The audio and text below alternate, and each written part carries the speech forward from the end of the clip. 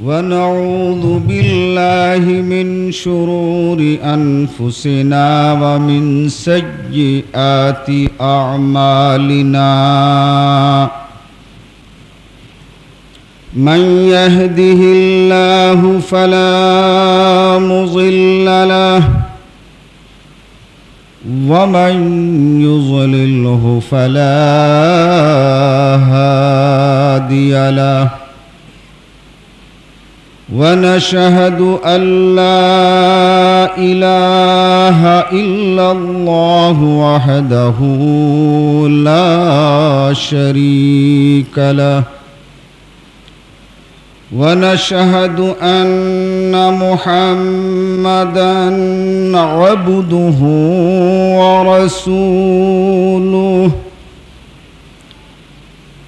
أما بعد فإن خير الحديث كتاب الله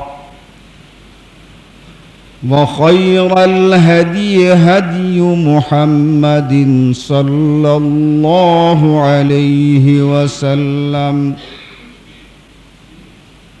وشر الأمور محدثاتها وكل محدثة بدعة وكل بدعة ضلالة وكل ضلالة في النار.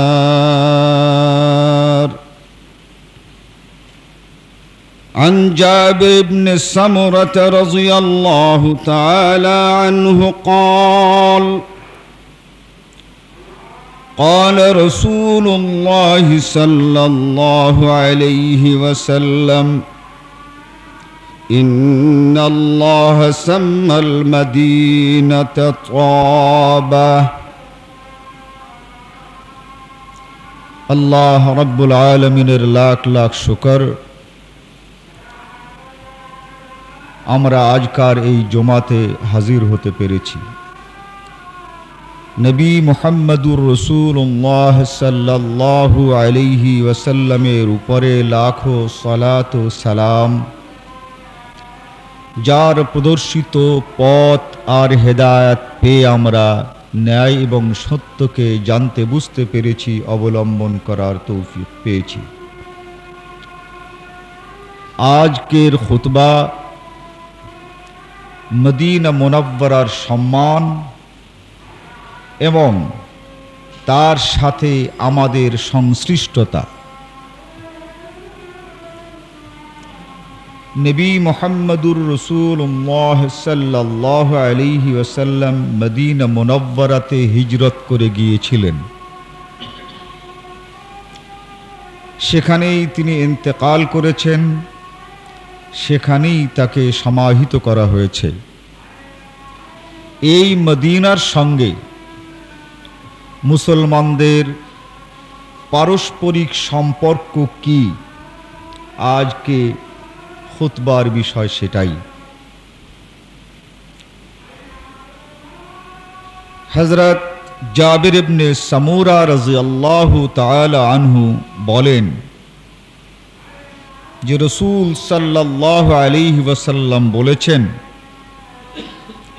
ইন্নাল্লাহ সাম্মাল মদিনাতা তাবা। আল্লাহ রাব্বুল আলামিন মদিনা এই শহরের নাম রেখেছেন পবিত্র।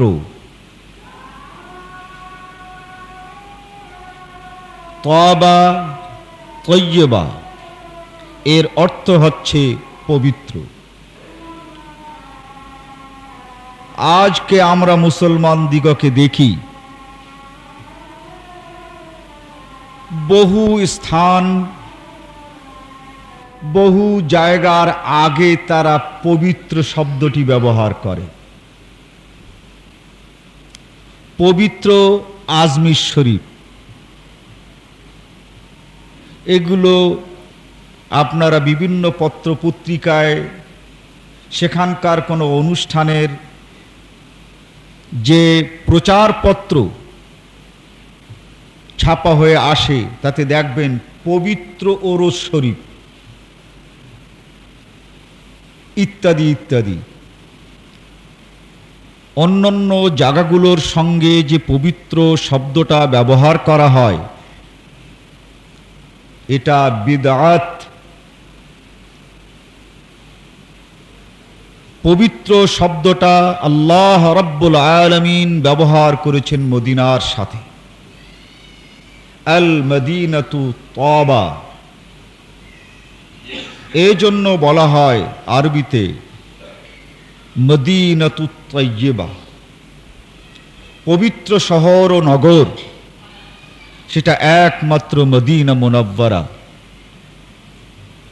মুসলমানের কাছে আর কোনো নগর তৈয়বা বলে পরিচিত নয়। মক্কা এই শহরের সম্মানে যে শব্দ ব্যবহার করা হয় তা হচ্ছে হারাম, হারামুল মক্কা, আল মক্কাতুল মুকাররমা, সম্মানিত স্থান হচ্ছে মক্কা নগরী। কিন্তু মদিনার কথা বলা হয় মদিনাতুত তাইয়্যিবা, পবিত্র মদিনা। কিন্তু আজকে মুসলমানের মুখে মুখে পবিত্র জাগার কোনো অভাব নেই। অতএব অন্য কোনো নগর ও শহরের আগে বা পরে পবিত্র শব্দটা ব্যবহার করা এটা ইসলাম বিরোধী বিদআত। রাসূল সাল্লাল্লাহু আলাইহি ওয়াসাল্লাম মদিনা কিভাবে পবিত্র, কার থেকে পবিত্র হলো তার বিশ্লেষণ করে ইরশাদ করেন। আমি আগে যে হাদিসটি আপনাদের সামনে পেশ করেছি এই হাদিসটি মাদ্রাসার পাঠ্য মিশকাত শরীফ দ্বিতীয় তৃতীয় খণ্ড 2234 নম্বর হাদিস, আর মিশকাতের আরবির নম্বর হচ্ছে 2738। عن أبي هريرة رضي الله تعالى عنه قال قال رسول الله صلى الله عليه وسلم المدينة تنفي الناس كما ينفي الكير الخبز الحديد متفق عليه। রাসূল সাল্লাল্লাহু আলাইহি ওয়াসাল্লাম বলেন, এই মদিনা মানুষকে পবিত্র করে। আল মদিনাতু তানফিন নাস, যে সকল মানুষ মদিনার জন্য অবাঞ্ছিত এ মদিনা তার নগর শহর থেকে সেই অবাঞ্ছিত মানুষগুলোকে মদিনার থেকে বের করে দেয়। আল মদিনাতু তানফিন নাস, যেমন আল্লাহর নবী দৃষ্টান্ত দিয়ে বুঝান যে কড়াইতে লোহা শোধন করা হয়, এই লোহার মধ্যে ময়লা থাকে। যখন সকল লোহাগুলোকে কড়াইয়ের ভিতরে দিয়ে এবং এই লোহা গলানো মশলা দিয়ে যখন এই কড়াই গরম করা হয়, যখন আগুন জ্বালানো হয়, তখন দেখা যায় যে সকল ময়লাগুলো উপরে ভেসে উঠেছে আর কেবলমাত্র খাঁটি লোহাগুলোই নিচে জমে রয়েছে। তো রাসূল সাল্লাল্লাহু আলাইহি ওয়াসাল্লাম বলেন, কামা ইউনফিল কিরুল খুবুসাল হাদিদ, লোহার ময়লা যেমন এই গরম ভাটটি দূর করে, এক কড়াইতে লোহাকে গরম করার পর লোহার ময়লাগুলো যেমন বেরিয়ে যায়, তেমন আল্লাহ রাব্বুল আলামিন যে মানুষগুলোকে অবাঞ্ছিত মনে করেন, নবী মুহাম্মদুর রাসূলুল্লাহ সাল্লাল্লাহু আলাইহি ওয়াসাল্লাম যে মানুষগুলোকে পছন্দ করেন না, এই মদিনার পারিপার্শ্বিকতা আর এই মদিনার অবস্থাটা এমন যে এই মানুষগুলোকে মদিনা থেকে বের করে দেয়, যেমন এই প্রচণ্ড গরম লোহার ভিতর থেকে তার ময়লাগুলোকে বের করে দেয়। তাহলে রাসূল সাল্লাল্লাহু আলাইহি ওয়াসাল্লামের এই ইরশাদ মুত্তাফাকুন আলাইহি, মাদ্রাসার পাঠ্য মিশকাতের ৩য় নম্বর খণ্ডের ২২৩৩ নম্বর হাদিস, বুখারী এবং মুসলিম কর্তৃক বর্ণিত। নবী মুহাম্মদুর রাসূলুল্লাহ সাল্লাল্লাহু আলাইহি ওয়াসাল্লামের এই ইরশাদে আমরা স্পষ্টত বুঝতে পারি যে মদিনায় তেমন কোনো মানুষ নেই যে মানুষকে আল্লাহ তার রাসূল পছন্দ করেন না। তাই আমরা দেখি মক্কার মসজিদ 4 ভাগে এক সময় ভাগ হয়ে গিয়েছিল। 699 হিজরিতে 4 মাযহাবের লোকেরা হজের সময় এক দ্বন্দ্ব সৃষ্টি করল যে আমরা এক ইমামের পেছনে নামাজ পড়ব না, আমাদের মাযহাব 4টে, আমরা 4 মাযহাবের ইমামের পেছনে নামাজ পড়ব।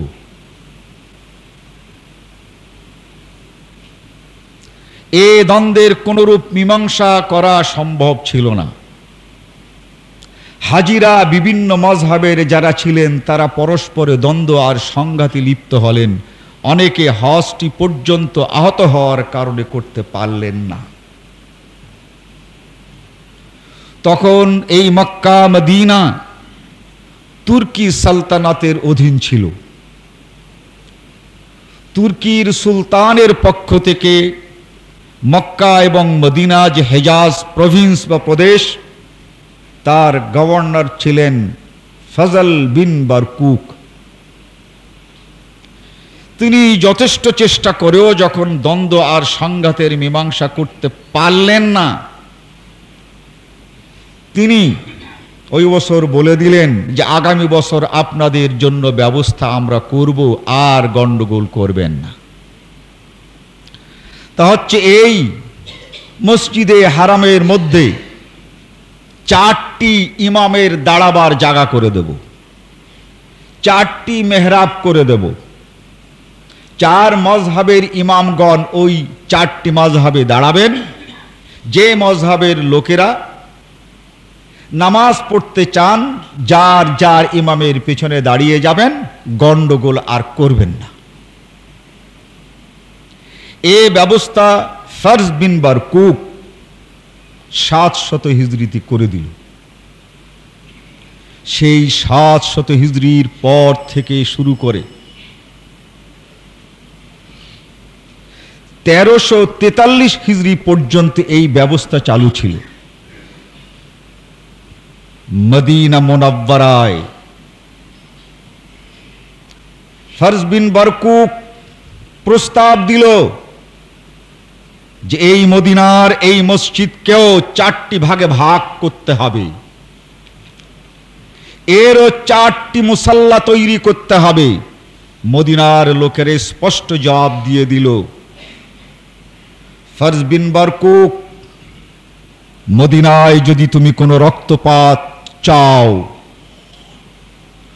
মদিনার প্রতিটি নারী আর পুরুষ যেদিন শহীদ হয়ে যাবে, সেই দিন আল্লাহর নবীর এই মসজিদ তুমি 4 ভাবে বিভক্ত করে 4টি মুসাল্লা তৈরি করতে পারবে।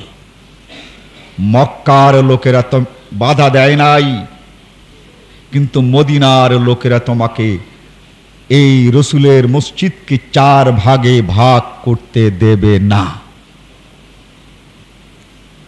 ফার্জ বিন বারকুক সরকারি ক্ষমতা হাতে পেয়েও মদিনাবাসীদের এই প্রবল বিরোধিতায় হেরে গেল। নবী মুহাম্মদুর রাসূলুল্লাহ সাল্লাল্লাহু আলাইহি ওয়াসাল্লামের এই মদিনার মসজিদ 4 ভাগে ভাগ হলো না, আর হতে পারে নাই। আল মদিনাতুত তাবা,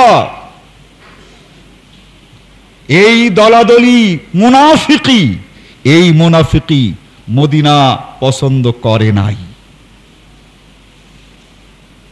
এই মুনাফিকদের জায়গা মদিনায়, মদিনা নগর করে দেয় নাই। আল মদিনাতুত তাবা। আমি বায়াতের খুতবায় আপনাদের সামনে বলেছিলাম, ইয়াজিদের শাসন তার ইচ্ছামতো প্রতিষ্ঠা করার জন্য মদিনায় যখন চেষ্টা চালিয়েছিল, মদিনাবাসীরা তার হাতে পরাজিত হয়েছে। মদিনাবাসীদের বহু নারী পুরুষ নির্বিশেষে শহীদ হয়েছে, কিন্তু ইয়াজিদ যা চেয়েছিল আইন হিসাবে, সংস্কৃতি হিসাবে চালাতে, মদিনার লোকেরা তা গ্রহণ করে নাই। আল মদিনাতুত তাবা। নবী মুহাম্মদুর রাসূলুল্লাহ সাল্লাল্লাহু আলাইহি ওয়াসাল্লাম ইরশাদ করেন, আন জাবির ইবনে আব্দুল্লাহ قال قال رسول الله صلى الله عليه وسلم إنما المدينة كالكير تنفئ خبثها وتنسع طيبها। মদিনা কেবলমাত্র মুনাফিকদেরকেই দূর করে না,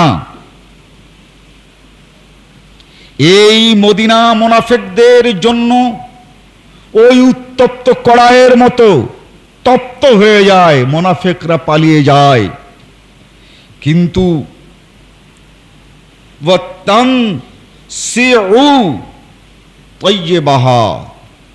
যারা পবিত্র, যাদের অন্তরের ভিতরে মুনাফিকি নাই, এই সকল লোককে মদিনা ধরে রাখে, মদিনার থেকে তাদেরকে যেতে দেয় না। এই হাদিসটি মিশকাত মাদ্রাসার পাঠ্য 3য় খণ্ড 2235 নম্বর হাদিস। একদিকে মদিনা যেমন তার অপছন্দনীয় মানুষগুলো বের করে দেয়, তেমনি আবার মদিনা তার পছন্দনীয় মানুষগুলো মদিনা ধরে রাখে। এই পছন্দনীয় মানুষগুলো ধরে রাখা, এর অর্থ এই নয় যে সমস্ত পাক্কা মুসলমানগুলো সেইখানে মরে গেছে, তা না। মদিনার সাথে মুসলমানদের সম্পর্ক ঈমানের। মদিনা যখন মুনাফিকদেরকে দূর করে দিয়েছে, তখন সেখানে কেবলমাত্র মুসলমান, খাঁটি মুসলমান ছাড়া আর কেউ নাই।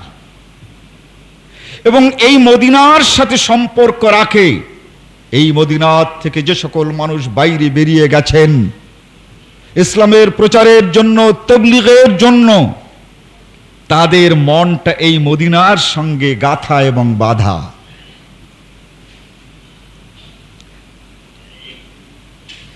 তানসিউ তাইয়্যিবাহা, অত্যন্ত কঠিন দায়িত্ব নিয়ে মদিনার থেকে মানুষ বেরিয়ে যায়, কিন্তু মনটা তার এই মদিনায় পড়ে থাকে। মদিনার নামাজ, মদিনার রোজা, মদিনার হজ, মদিনার যাকাত, এই সবগুলো ধরে নিয়েই মদিনার থেকে যায়। মদিনাবাসীদের নামাজ যত দূরে যাক, তারা এই মদিনাবাসীরা যেমন করে নামাজ পড়ে তেমন করেই তারা নামাজ পড়ে। এই হচ্ছে মদিনার ধরে রাখা। যত দূরেই তারা চলে যাক, মদিনার লোকেরা যেমন করে রোজা থাকে ঠিক ওই ব্যক্তি তেমন করেই রোজা থাকে। এই মদিনা তাদেরকে ধরে রাখে আর তারাও এই মদিনাকে ধরে রাখে। তানসিহু তাইয়্যিবাহা, নবী মুহাম্মদুর রাসূলুল্লাহ সাল্লাল্লাহু আলাইহি ওয়াসাল্লাম ইরশাদ করেন, عن أنس بن مالك قال قال رسول الله صلى الله عليه وسلم ليس من بلد إلا سيطاه الدجال إلا مكة والمدينة ليس نقيب من أنقابها إلا عليه الملائكة الصافين يحرسونها মুত্তাফাকুন আলাইহি।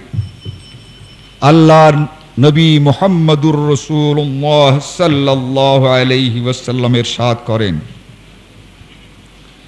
পৃথিবীর যত নগর আর শহর আর দেশ দেখো, সব জায়গাতেই কিন্তু ধোঁকাবাজ প্রতারকদের স্থান হবে। লাইসা মিন বালাদিন ইল্লা সায়ুতাহুদ দাজ্জাল,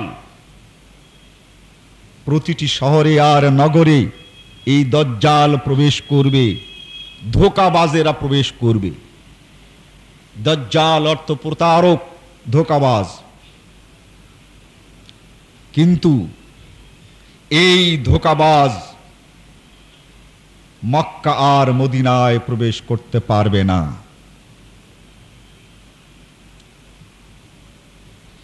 ইল্লা আলাইহিল মালাইকা সাফিন,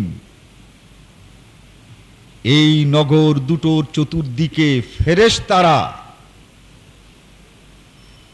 দলবদ্ধ আর সারিবদ্ধভাবে পাহারা দিচ্ছে। লাইসা নাকিবুম মিন আনকাবাহা, যত দরজাই এই মদিনার আর মক্কার থাক, সকল দরজায় আর সকল দিকে ফেরেশতারা পাহারা দিচ্ছে। মুত্তাফাকুন আলাইহি, বুখারী এবং মুসলিম। 3 নম্বর খণ্ড 2238 নম্বর হাদিস। কিন্তু দেখা গেছে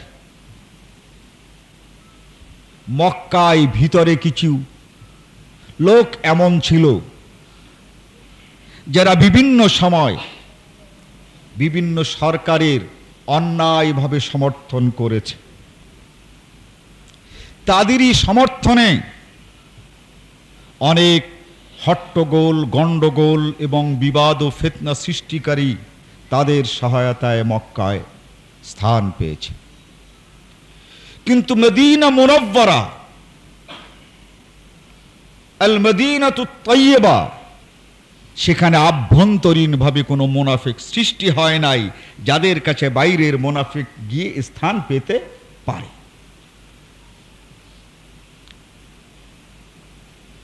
ফেরেশতাদের পাহারা দেওয়ার জন্যে মদিনা মুনাওয়ারা আজকে সম্পূর্ণ মুনাফিক মুক্ত এবং মুনাফিকি মুক্ত। রাসূল সাল্লাল্লাহু আলাইহি ওয়াসাল্লামের এই নিশ্চয়তা দেওয়ার পর আজকে মুসলিম বিশ্বের মানুষের জন্য এটাই একটা শরঈ দৃষ্টিভঙ্গি, ইসলামের দৃষ্টিকোণ। মুসলমানকে দেখতে হবে আজ আমার ঢাকায় হুজুররা যা করেন ওটা ঠিক না মদিনা মুনাওয়ারায় কি করেন তা দেখতে হবে। যদি আমরা নামাজ দেখি, তুলনা করতে হবে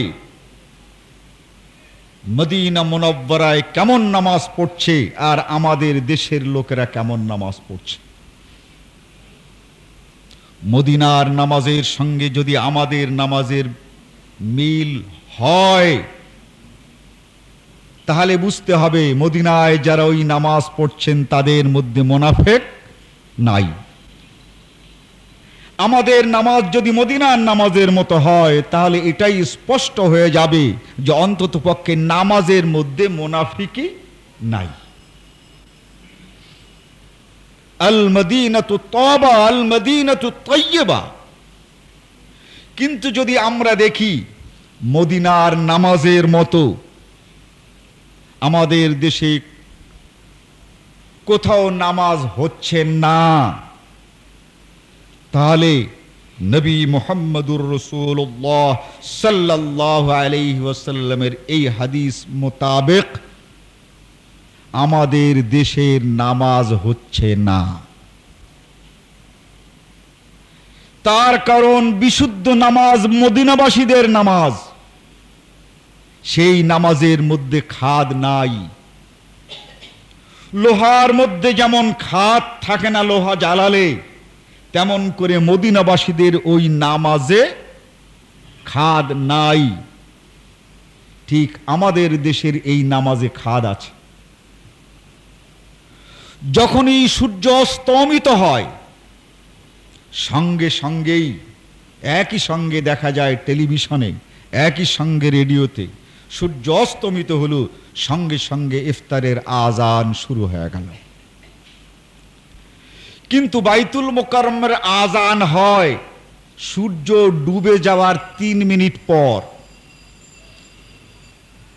হুজুরদের একটি চার্ট আছে, সেই চার্টে সাহরি আর ইফতার আছে, এই সময় সাহরি করা যায় আর এই সময় ইফতার করা যায়।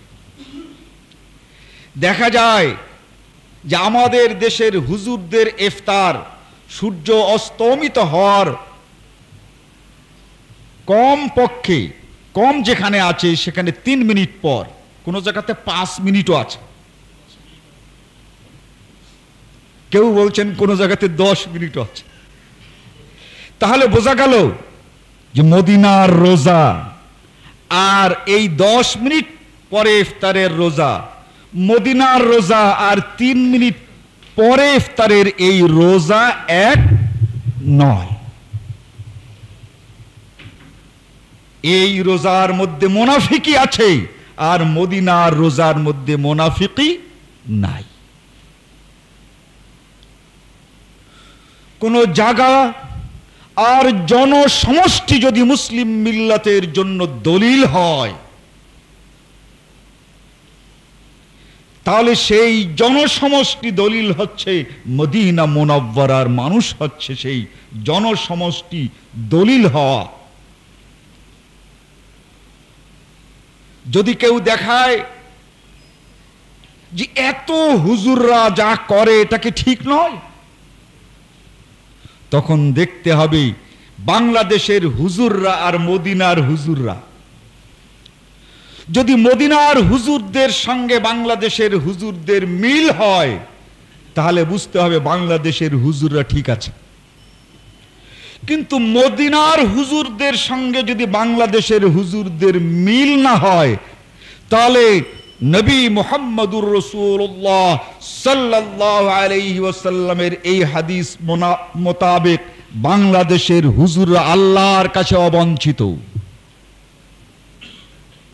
বাংলাদেশের এই হুজুররা নবী মুহাম্মদুর রাসূলুল্লাহ সাল্লাল্লাহু আলাইহি ওয়াসাল্লামের কাছে অবাঞ্ছিত। যেহেতু আল্লাহর নবী ইরশাদ করেছেন মদিনা মুনাওয়ারায় আল্লাহর অবাঞ্ছিত মানুষ নাই, আর মদিনা মুনাওয়ারায় নবী মুহাম্মদুর রাসূলুল্লাহ সাল্লাল্লাহু আলাইহি ওয়াসাল্লামের অবাঞ্ছিত মানুষ নাই। যে মদিনা মুনাওয়ারা নবী মুহাম্মদুর রাসূল সাল্লাল্লাহু আলাইহি ওয়াসাল্লামের নগর, সেখানে কোনো পীর সাহেব নাই, সেখানে কোনো পীর নাই, কোনো পীরের মুরিদ নাই।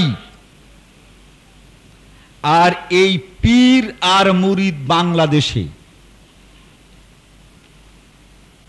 আল মদিনাতু কির, মদিনা হচ্ছে গরম একটি লোহার কড়াই। ইউনফিন নাস এই মদিনা ওই সকল মানুষগুলোকে বের করে দেয়, আল খুবুস, যে মানুষগুলো মদিনা পছন্দ করে না। তাই দেখা যায় মদিনাতে কোনো হুজুরের আড্ডা নাই, মদিনাতে কোনো হুজুরের খানকা শরীফ নাই। এজন্য নাই যে মদিনায় কোনো মোনাফেক নাই। এই খানকা এবং খানকার অধিবাসীরা মোনাফেক, এই পীররা মোনাফেক, তাই মদিনায় জায়গা পায় না। আল মদিনাতু কিরুন, মোনাফেকরা যায় ওই একটু ঘোরাফেরা করতে, এরপরে এই মোনাফেকদেরকে বের করে দেওয়া হয়, মদিনা এদেরকে ধারণ করে না। দুনিয়ার কোন পীর সাহেব মদিনায় মারা গেছেন, মদিনার কবরস্থানে দাফন করা হয়েছে, এই যে বড় বড় 4 তরিকার 4 পীর আছে না, এর কেউ মদিনায় মারা যায় নাই, আর তাদেরকে মদিনার কবরস্থানে দাফন করা হয় নাই। কিন্তু মুহাদ্দিসিনে কেরাম, ইমাম নাসাই রাহমাতুল্লাহ আলাইহি মিশরে মসজিদে ফাতিমিতে নামাজ পড়লেন।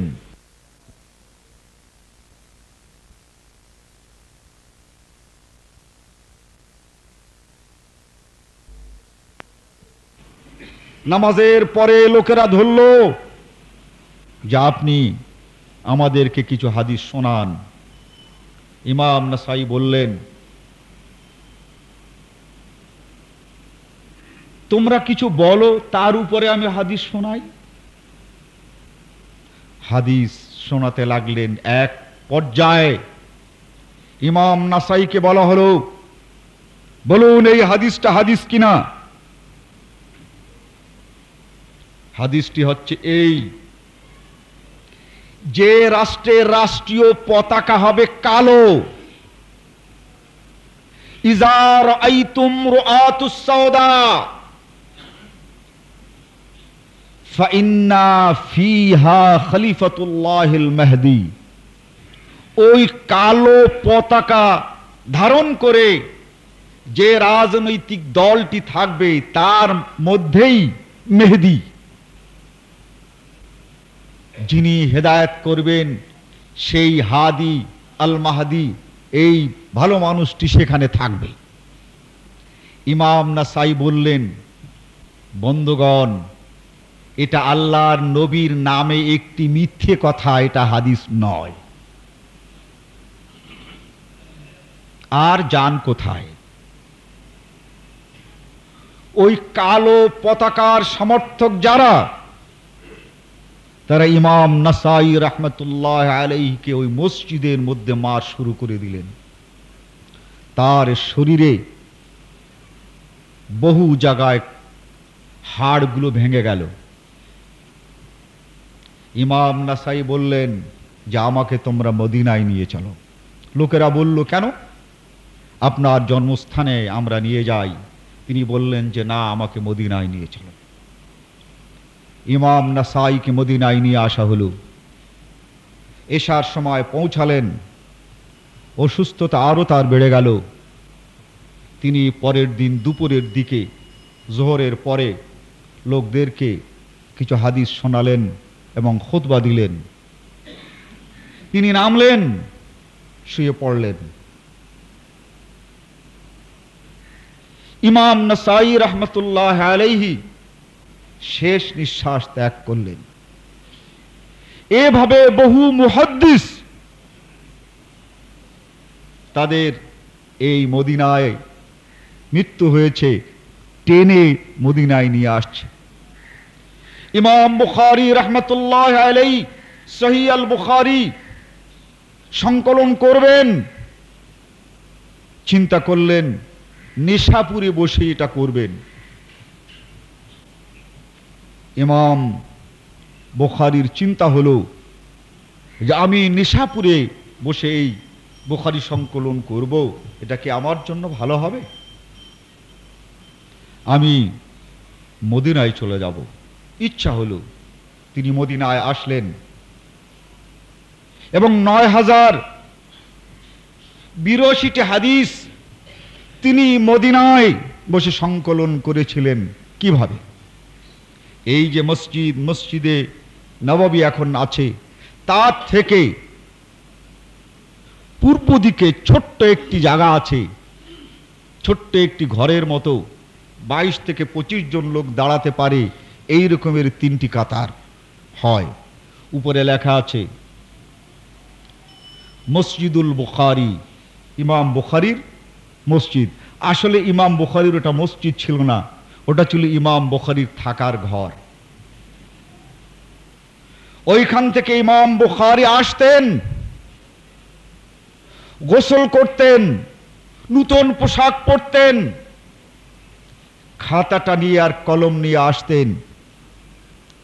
নবী মুহাম্মদুর রাসূলুল্লাহ সাল্লাল্লাহু আলাইহি ওয়াসাল্লামের কবর আর রাসূলের মেম্বার যেখানে দাঁড়িয়ে তিনি খুতবা দিতেন, এই জায়গাটাকে রাসূল সাল্লাল্লাহু আলাইহি ওয়াসাল্লাম আঙ্গুল দিয়ে ইশারা করে বলেছেন যে ওই যে আমার ঘর আর এই যে মেম্বার, রাউযাতুম মিন রিয়াজিল জান্নাহ, এই জায়গাটুকু আল্লাহ রাব্বুল আলামিন যে জান্নাত তৈরি করেছেন, যে জান্নাত, এই জান্নাতের এই জায়গাটা জান্নাতেরই খানিকটা জায়গা, রাউযাতুম মিন রিয়াজিল জান্নাহ, জান্নাতের একটি অংশ। ইমাম বুখারী রাহমাতুল্লাহি আলাইহি সহিহ আল বুখারী সংকলন করেছেন এই রাউযাতুম মিন রিয়াজিল জান্নায় বসে। 2 রাকাত নামাজ পড়েছেন, আল্লাহর কাছে তৌফিক চেয়েছেন, হে আল্লাহ এই হাদিস সহি কি সহি নয়, আমাকে আরো বুঝবার তৌফিক দাও। নামাজ শেষ করেছেন, যখন তিনি তার অন্তরের দিক থেকে মুতমাইন হয়েছেন, নিশ্চিন্ত হয়েছেন, আইন মোতাবেক তো করেছিনি, উসুল মোতাবেক তো করেছিনি, এরপরে যখন তিনি অন্তরের দিক থেকে আশ্বস্ত হয়েছেন, যাকে আরবিতে বলা হয় ইস্তেখারা, তখন তিনি তার ওই সংকলনে হাদিসটি সংকলন করেছেন। এই মদিনা ইমাম বুখারীকে ওই নিশাপুর থেকে টেনে নিয়ে এসেছে। সিহাসিত্তার সকল মুহাদ্দিসগণ এই মদিনাতে একবার নিজে এই হাদিস পড়িয়েছেন মদিনার মসজিদে। আল মদিনাতু তাওবা, সেই মদিনার সঙ্গে মিলাতে হবে মদিনার জনগোষ্ঠীর সঙ্গে পৃথিবীর জনগোষ্ঠীকে। ওই চট করে কেউ বলে বসে যে এত হুজুর, ওই হুজুরদেরকে মিলাতে হবে মদিনায় যে হুজুররা আছে সেই হুজুরের সঙ্গে, সেই হুজুরদের সঙ্গে এই হুজুরদের মিল আছে কি নাই। নবী মুহাম্মদুর রাসূলুল্লাহ সাল্লাল্লাহু আলাইহি ওয়াসাল্লাম সাধারণ মানুষ যারা কোরআন এবং হাদিস পড়ে বুঝছে না, অথবা কোরআন এবং হাদিসের সব জায়গায় মন্থন করতে পারছে না, তাদের জন্য একটি মিনার রেখেছেন, তাদের জন্য সত্য এবং মিথ্যার একটি মাপকাঠি রেখেছেন। সেই মাপকাঠি হচ্ছে আল মদিনাতু তাওবা, এই মদিনাতু তাইয়্যিবা। এ দেশের একজন ইমাম আর মদিনার একজন ইমামের সঙ্গে মিল করতে হবে। দেখতে হবে যে এই ইমাম মদিনার ইমামের মতো কিনা। একজন মুয়াজ্জিন, মিল করতে হবে মদিনার ওই মুয়াজ্জিনের মতো কিনা, লম্বা চওড়ায় আর গায়ের রঙে নয়। মদিনায় আপনি নামাজ পড়তে যখন দাঁড়াবেন, মুয়াজ্জিন সাহেব ইকামত দেবে, আল্লাহু আকবার 2 বার। আর বাংলাদেশের হুজুরদের মসজিদে ইকামতের সময়ও আল্লাহু আকবার 4 বার। ওখানে আশহাদু আল্লা ইলাহা ইল্লাল্লাহ 1 বার। আমাদের মসজিদগুলোতে মুয়াজ্জিন সাহেব আশহাদু আল্লাহ বলবেন 2 বার। তাহলে এই মুয়াজ্জিন সাহেব ঠিক না মদিনার মুয়াজ্জিন সাহেব ঠিক?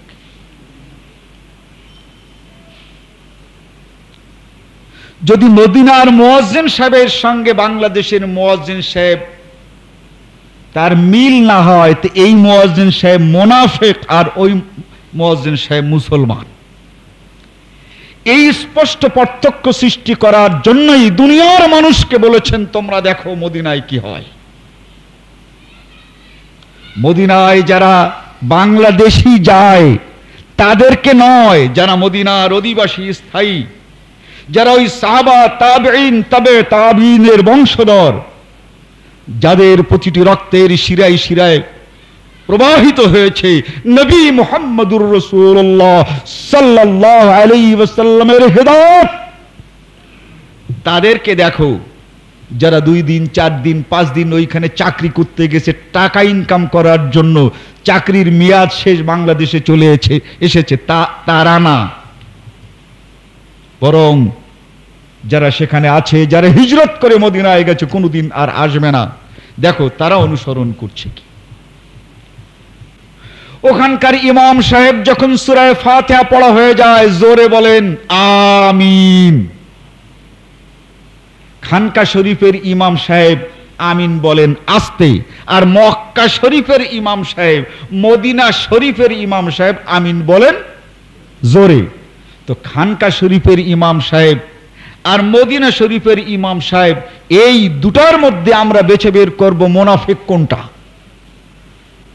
মদিনার ইমামের সঙ্গে যে ইমামের ইমামতির মিল আছে তিনি মুসলমান, আর মদিনার ইমামের ইমামতির সঙ্গে যে ইমামতির মিল নাই ওই ইমাম সাহেব মুনাফিক। নবী মুহাম্মদুর রাসূলুল্লাহ সাল্লাল্লাহু আলাইহি ওয়াসাল্লামের ইরশাদ যে সেখানে কোনো মুনাফিক থাকতে পারে না। রাসূল সাল্লাল্লাহু আলাইহি ওয়াসাল্লাম ইরশাদ করেন, আন সুফিয়ান ইবনে আবি যুহাইর قال قال رسول الله صلى الله عليه وسلم يفتح العراق فيأتي قوم يبصون فيتحملون بأهلهم ومن أطاعهم। হে দুনিয়ার মুসলমানেরা, জেনে রাখো একটি ভবিষ্যতের কথা, এই ইরাক আর এই কুফা একদিন মুসলমানদের হাতে পরাজিত হবে। এই কুফা মুসলমানেরা একদিন জয় করবে, তখন দেখবে বিভিন্ন দিক থেকে মানুষ ওই কুফায় রওনা করেছে। ওই শহরে জায়গা পাওয়ার জন্য, ওই শহরে নিজেদের স্থান করার জন্য ওই কুফার দিকে, ওই ইরাকের দিকে ছুটে যাচ্ছে। তারা যেমন যাচ্ছে পরিবার নিয়ে, তাদের যারা অনুসারী তাদেরকেও সেখানে নিয়ে যাচ্ছে। কিন্তু এই রকমের যাওয়ার জায়গা কুফা নয়, যাওয়ার জায়গা ইরাক নয়। আল মদিনাতু খায়রুল লাহুম লাউ কানু ইয়ালামুন। মানুষের জন্য মদিনাই ছিল শ্রেষ্ঠ যাওয়ার জায়গা। হায় যদি এরা এই মদিনাকে বুঝতো, লাউ কানু ইয়ালামুন। যে সকল লোকেরা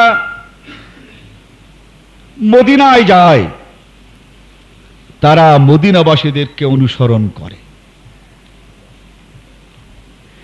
আর যারা কুফায় গিয়েছে, ইরাকে গিয়েছে, ওই ইরাকবাসীরা যা অনুসরণ করে তাই অনুসরণ করেছে। এই ইরাক আর কুফাই হচ্ছে পৃথিবীর সর্বপ্রথম শহর আর নগর যেখান থেকে বেরিয়েছে যে কোরআন আর হাদিস এটা মুসলমানের জন্য যথেষ্ট নয়। কোন মানুষকে যদি খাঁটি মুসলমান হতে হয় তাহলে তাকে 4টা জিনিস মানতে হবে। কোরআন মানতে হবে, হাদিস মানতে হবে, ইজমা মানতে হবে, কিয়াস মানতে হবে। এই ইজমা আর কিয়াসকে মেনে নেওয়ার, ইজমা আর কিয়াসকে দলিল হিসাবে সাব্যস্ত করার সর্বপ্রথম ষড়যন্ত্র এই ইরাকে হয়, এই কুফায় হয়। অতএব যারা কুফাবাসী, কুফার সঙ্গে যারা সংশ্লিষ্ট, তারা ইজমা আর কিয়াসকে মেনে চলছেন। ঠিক যারা মদিনাবাসী, তারা ইজমা আর কিয়াসকে কোনোদিন স্থান দেন নাই। তাই ইজমার কোন ইমামের জায়গাও মদিনায় হয় নাই। যারা ইজমা আর কিয়াসকে দলিল বলে সাব্যস্ত করেছেন, সকল ইমামের জন্ম মদিনার বাইরে আর মৃত্যু মদিনার বাইরে। ইজমা আর কিয়াসকে দলিল সাব্যস্ত করেছেন যে সকল ইমামেরা, তাদের একটারও কবর এই মদিনায় নাই। আল মদিনাতুত তওবা। এই ইজমা এবং কিয়াসের যত ইমাম, কেউ মদিনায় জন্মায়ও নাই আর কেউ মদিনায় মরেও নাই, তাদের কবরও মদিনায় নাই। রাসূল সাল্লাল্লাহু আলাইহি ওয়াসাল্লাম একদিন খুতবার মধ্যে বলেন, হাদিসটি আপনারা বুখারী শরীফ ৬ষ্ঠ খণ্ড কিতাবুল ফাতারের মধ্যে পাবেন। রাবি বলেন, আহওয়া বিয়াদিহি ইলাল ইরাক। নবী মুহাম্মদুর রাসূলুল্লাহ সাল্লাল্লাহু আলাইহি ওয়াসাল্লাম একদিন খুতবা দিতে দিতে হাত ওই ইরাকের দিকে তুলে বললেন, হে আমার উম্মতেরা শুনে রাখো, ওই ইরাকের দিক থেকে একটি আগুন প্রবাহিত হবে। সেই আগুন পৃথিবীর সব কিছুকে জ্বালিয়ে পুড়িয়ে খাক করে দেবে। সাবধান, সেই আগুন থেকে সাবধান। ওই ইরাক থেকে একটি মতবাদ প্রচার হবে, যে মতবাদ কোরআন এবং সুন্নাহকে জ্বালিয়ে শেষ করতে চাইবে। সেই মতবাদ থেকে তোমরা সাবধান। এই কোরআন এবং সুন্নাহ যেন তোমাদের সবসময়ের জন্য পাথেয় থাকে। কিতাবুল ফাতান, বুখারী। সেই আগুনই হচ্ছে ইজমা আর কিয়াসের আগুন। এই ইজমা এবং কিয়াস দিয়ে গোটা মুসলিম জাতিকে এই ধ্যান ও ধারণা দেয়া হচ্ছে যে মুসলমানের জন্য কোরআন যথেষ্ট নয়, মুসলমানের জন্য হাদিস যথেষ্ট নয়। অথচ আল্লাহ রাব্বুল আলামিন বলছেন, আল ইয়াউমা আকমালতু লাকুম দীনাকুম ওয়া আতমামতু আলাইকুম নি'মাতি ওয়া রাযীতু লাকুমুল ইসলাম দীনা। দিনের জন্য আমি তোমাদের যা পছন্দ করেছি সেটা হচ্ছে একমাত্র কোরআন আর নবীর হাদিস। এই দিয়ে এই দিনকে পরিপূর্ণ করা হয়েছে। আজকে এই মদিনার সঙ্গে আমাদের সম্পর্কটা এটাই, যদি আমরা কোনো ভালো মন্দের বিচার করতে চাই, যদি জনগোষ্ঠীকে দেখাতে চাই, এত হুজুর দেখাতে চাই, এত পীর সাহেব দেখাতে চাই, এত মানুষ দেখাতে চাই, যদি কারো ইচ্ছা হয়, তাহলে সেই জনগোষ্ঠী দলিল হিসাবে হচ্ছে মদিনার মানুষ। মদিনার মানুষ হচ্ছে দল হিসাবে, দলিল হিসাবে ধরা যায় যে মদিনার লোকেরা সম্মিলিতভাবে কোনোদিন পথভ্রষ্ট হয় নাই, আর হবেও না। নবী মুহাম্মদুর রাসূলুল্লাহ সাল্লাল্লাহু আলাইহি ওয়াসাল্লাম এই যে বাণী আমাদের সামনে তুলে ধরেছেন, এ দিয়ে আমাদের গোটা পৃথিবীর মানুষের ন্যায় এবং সত্যকে যাচাই বাছাই করতে হবে। মদিনার নামাজের সঙ্গে নামাজ, রোজার সঙ্গে রোজা, মশলার সঙ্গে মশলা, এই সব মিলাতে হবে। যদি দেখা যায় যে সেটা মদিনার সঙ্গে মিল নাই, কিন্তু ইরাকের সঙ্গে মিল আছে, কুফার সঙ্গে মিল আছে, তাহলে বুঝতে হবে যে এই কুফার সঙ্গে যখন মিল হয়েছে, তাহলে আমার এই মশলা ওই আগুনের সাথে মিলে গেছে। আমার নামাজটা যখন কুফার সঙ্গে মিলে গেছে, ইরাকের সঙ্গে মিলে গেছে, এই নামাজটা বিভ্রান্তকারী নামাজ, এই রোজাটা বিভ্রান্তকারী রোজা। এই সত্যকে আমাদের হৃদয়ঙ্গম করতে হবে, বুঝতে হবে, এবং তার সাথে সাথে সাধারণ মানুষের মাঝে আমাদের এই কথাগুলো তুলে ধরতে হবে। এর ব্যবস্থা হিসাবে বই, পুস্তক এবং এই খুতবাগুলো যথাসম্ভব মানুষের মাঝে পৌঁছিয়ে দিতে হবে। যে ব্যক্তি বই কিনতে চাইবে না, আপনি কিনে তাকে বইটা উপহার দিন। যে ব্যক্তি কিনে নিতে চাইবে না, খুতবাগুলো কিনে তাদের ওখানে পাঠিয়ে দিন। এই যে প্রচার দারুণ চতুর্দিকে, এ নিয়ে মোটামুটি হইচয়ের সময় আসেনি, একদিন কিন্তু এই হইচয়ের শব্দে এই মসজিদে বসেও আপনারা শুনতে পাবেন।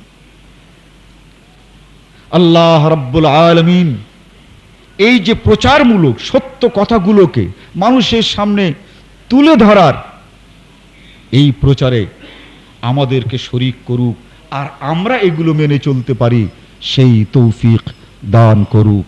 বারাকাল্লাহু লানা ওয়া লাকুম ফিল কুরআনিল আযীম ওয়া নাফা'না ইয়্যাকুম বিল আয়াত।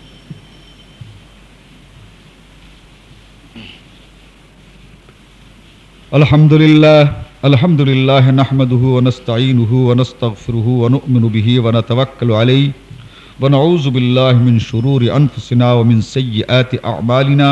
من يهده الله فلا مضل له ومن يضلله فلا هادي له ونشهد أن لا إله إلا الله وحده لا شريك له ونشهد أن محمدا عبده ورسوله أما بعد أعوذ بالله من الشيطان الرجيم بسم الله الرحمن الرحيم إن الله وملائكته يصلون على النبي يا أيها الذين آمنوا صلوا عليه وسلموا تسليما اللهم صل على محمد وعلى آل محمد كما صليت على إبراهيم وعلى آل إبراهيم إنك حميد مجيد اللهم بارك على محمد وعلى آل محمد كما باركت على إبراهيم وعلى آل إبراهيم إنك حميد مجيد।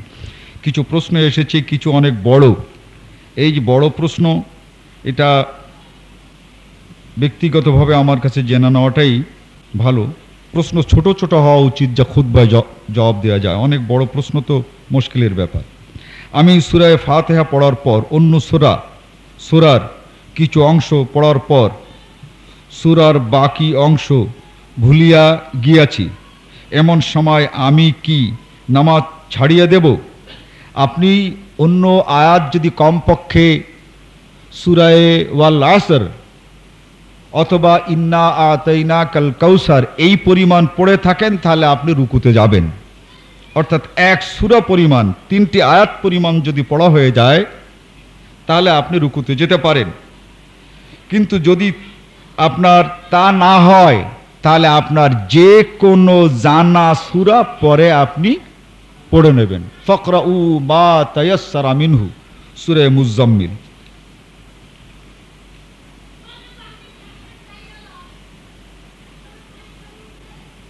স্বর্ণ মহিলা ও পুরুষ উভয় ব্যক্তির জন্য ব্যবহার করা কি জায়েজ আছে? মহিলাদের জন্য জায়েজ আছে, পুরুষদের জন্য স্বর্ণের এক রতিও ব্যবহার করা জায়েজ নাই।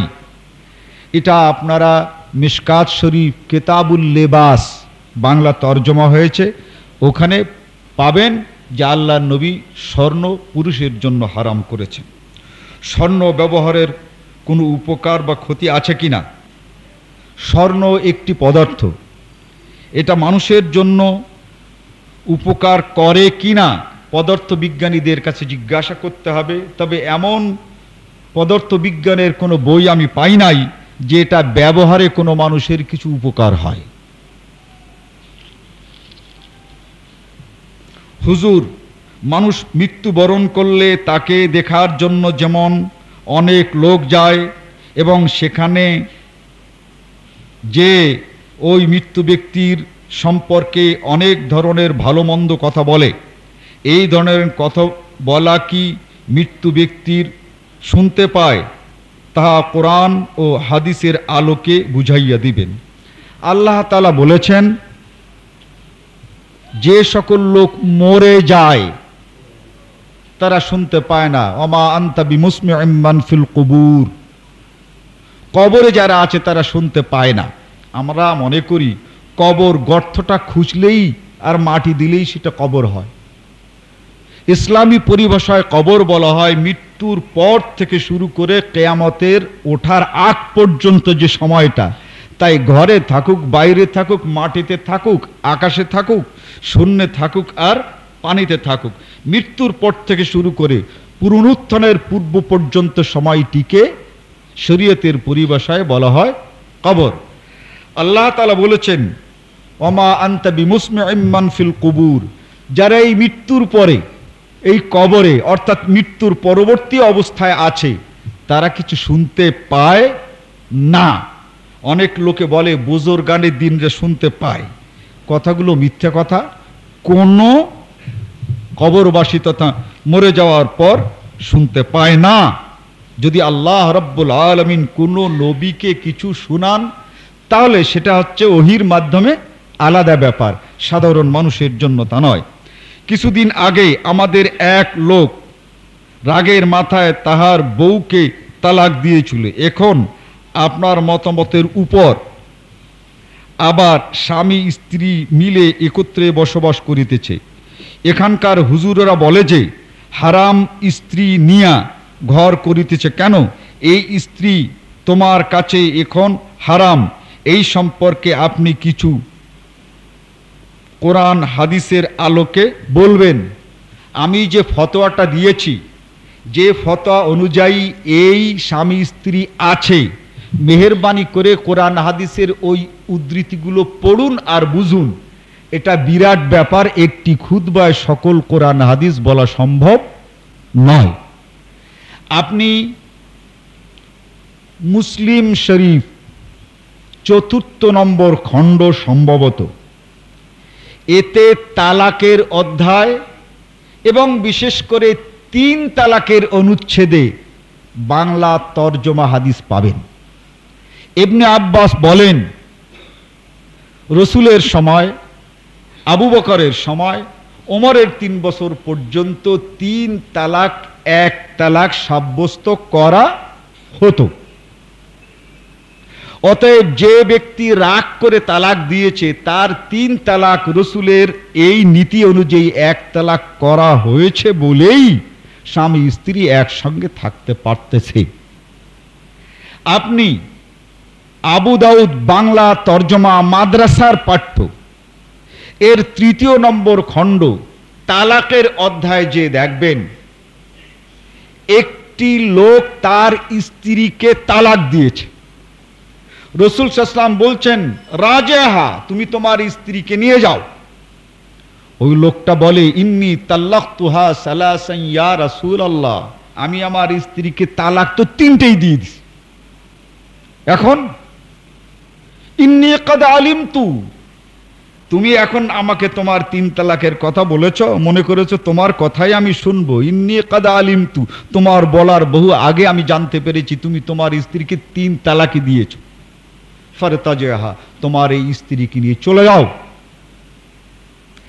এভাবে আমি যে ফতোয়াটি দিয়েছি সেই ফতোয়াটিতে পাবেন।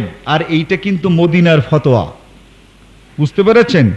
এই ৩ তালাক ১ তালাক হয়, এটা কিন্তু মদিনার ফতোয়া। মদিনা থেকে, মদিনা ইউনিভার্সিটি থেকে যতগুলো ফতোয়ার কিতাব বের হয়েছে সেই কিতাবগুলিতে আছে ইমাম সাহেবরা ফতোয়া দিয়েছেন যে একসঙ্গে যদি কেউ ৩ তালাক দেয় তাহলে সেটা ১ তালাক গণ্য হবে, স্বামী স্ত্রী থেকে যেতে পারবে। এখন এ দেশের যে হুজুররা আছেন, এই হুজুররাই মদিনার হুজুরদের সঙ্গে এই তালাকের মসলায় এদের মিল নাই। অতএব ৩ তালাক ১ তালাক করে স্ত্রীকে স্বামীর ঘরে পাঠিয়ে দেওয়া এটা মদিনার ফতোয়া তথা নবী মুহাম্মদুর রাসূলুল্লাহ সাল্লাল্লাহু আলাইহি ওয়াসাল্লাম মদিনায় বসেই ফতোয়া দিয়েছিলেন, তাই আমরা ওই ফতোয়া দেই। আর যাদেরকে মদিনার থেকে বের করে ওই কুফায় দেওয়া হয়েছে, ওই কুফায় লিখিত যে সকল ফতোয়ার কিতাব কুফর আদর্শ লিখিত হয়েছে যে সকল ফিকহের কিতাব, তাতে আছে একসঙ্গে 3 তালাক দিন 3 তালাক হয়ে যাবে। ওটা ওই কুফার বই, ইরাকের বই, আর এটা হচ্ছে নবী মুহাম্মদুর রাসূলুল্লাহ সাল্লাল্লাহু আলাইহি ওয়াসাল্লামের হাদিস। অতএব এর চেয়ে তো যদি বেশি আপনাকে জানতে হয়, তাহলে যে ফতোয়াটা আমরা লিখিত আকারে দিয়েছি ওই অধ্যায়গুলো খুঁজে খুঁজে আপনি পাবেন যে ওই ফতোয়াই হচ্ছে নবী সাল্লাল্লাহু আলাইহি ওয়াসাল্লামের ফতোয়া। আল্লাহ তাআলা আমাদের জানবার, শুনবার, মানবার তৌফিক দিন। ফাজকুরুনি আযকুরুকুম ওয়াশকুরুলি ওয়া লা তাকফুরুন।